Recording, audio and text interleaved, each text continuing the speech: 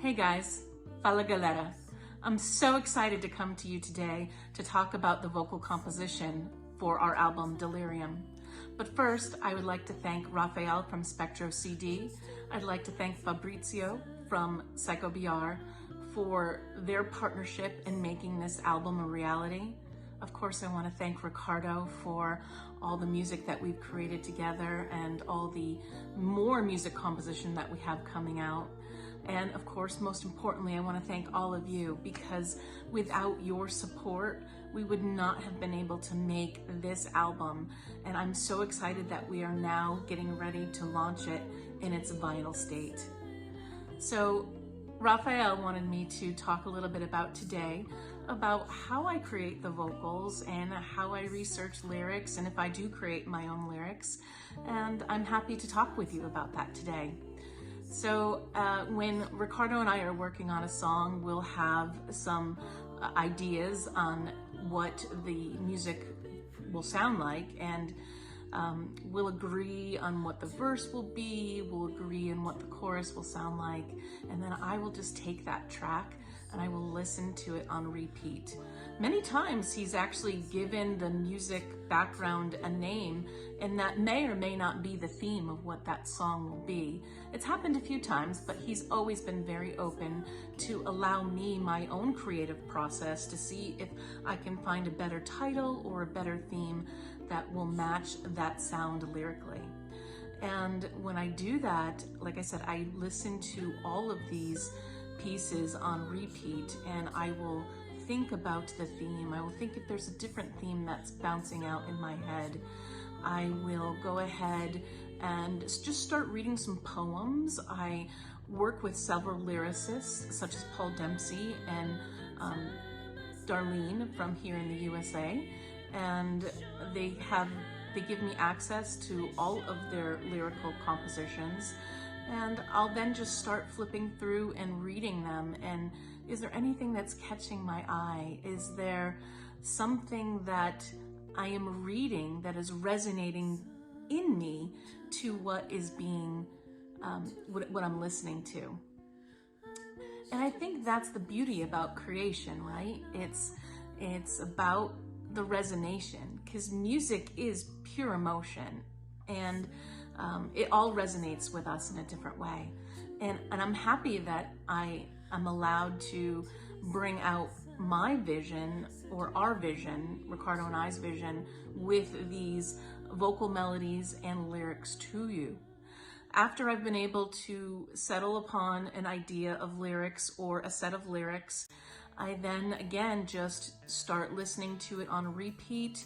I'll put it into my recording system, and I'll set up my mic, and I'll just start taking words and creating vocal melodies with that.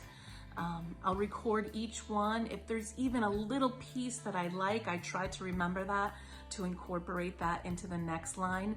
And it's just a repetitive process until I'm happy with the lyrics that I've chosen for that verse and or chorus, and I'm able to move on to the next section. It's very much like building blocks. You know, I start at the beginning and move forward. And after I've completed the process and listened to it back, and Ricardo and I analyze the vocals that we're listening to and the lyrics, there's been times where we've scrapped it all and just kept a small little piece, and with Standing in the Void, we completely built that backwards. We completely built it from the back end all the way back to verse 1. So the process is different for each song, but yet similar in its beginning stages. For me, much of my musical career has revolved around singing other people's compositions, whether this be classical music, whether this be a pop or a rock or a ballad that somebody has written, and they're like, here is the melody, we want you to sing it. And I've tried creating my own melodies a couple times throughout the years, but when the pandemic hit, it gave me the opportunity to really dig my heels in and say, you know, I can do this. And I did that for many songs, and just the musical connection that Ricardo and I created, knowing that musically we were on the same page and we thought the same things, and much of our musical history on what we grew up with was very similar.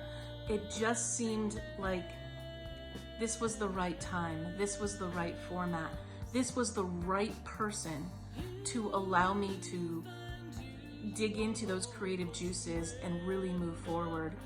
And it's been such a journey. It's been such an excitement for me, you know, to take.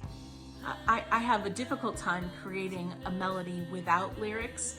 I think of, when I think of that, I think of the Beatles song Yesterday, because I'm sure many of you know the initial title of that song was Scrambled Eggs, because Paul McCartney just had a melody in his head and he needed to just put any word with it. I'm a little bit different, meaning I need the words to help me create a rhythm, to help me understand where I believe that vocal melody line is going. And I play with it often, but this just was such an experience to create all these different types of vocal melodies, because each song in the album Delirium does tell its own story, yet they're all intertwined with each other. If you listen to the album from beginning to end, they're all different songs, but they're all cohesive.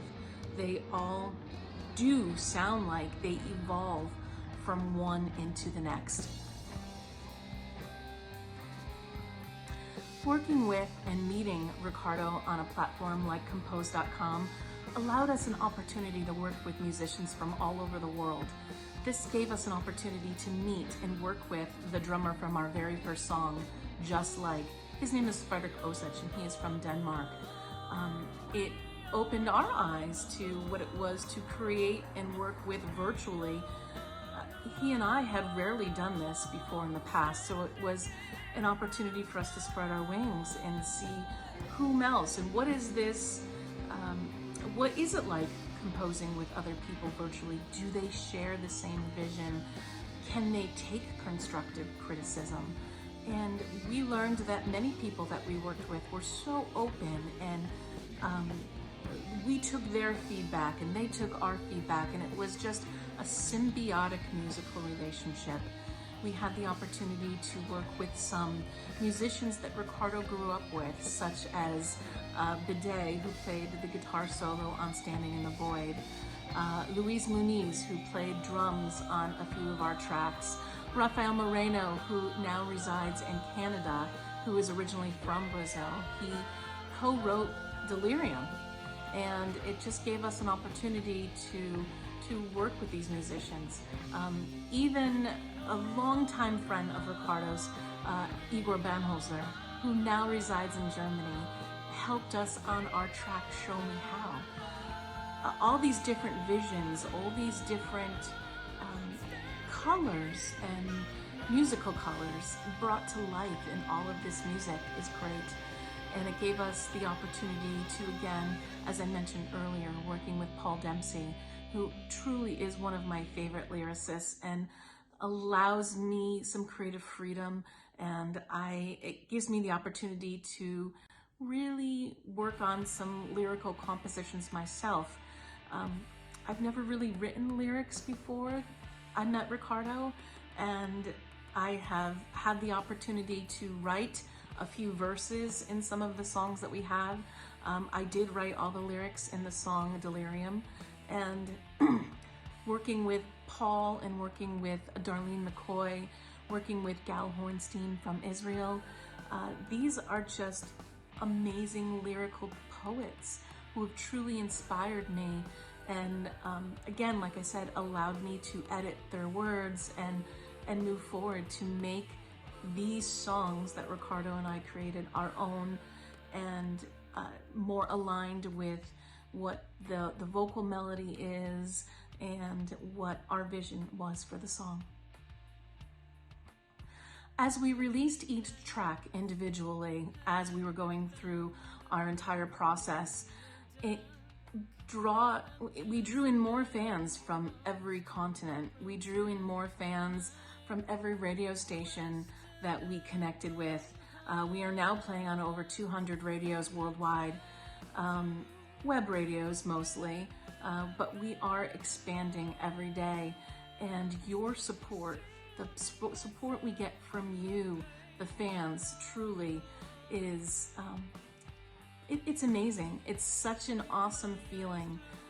And there will be a day, and I know we're looking forward to that day, where Ricardo and I can meet and do a small concert somewhere, and give back to you in a live musical way all that you have given to us, and your words of encouragement and sharing of our music with all of your friends, families, and strangers alike, of course.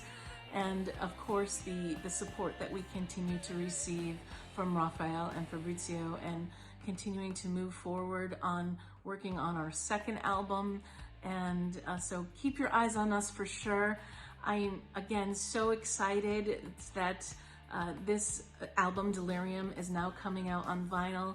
I hope each of you that are watching this now do get a copy. If you are a vinyl collector, if you are a vinyl lover, this is an album that you will want to have in your collection. And there's some surprises in the vinyl, so I hope you enjoy.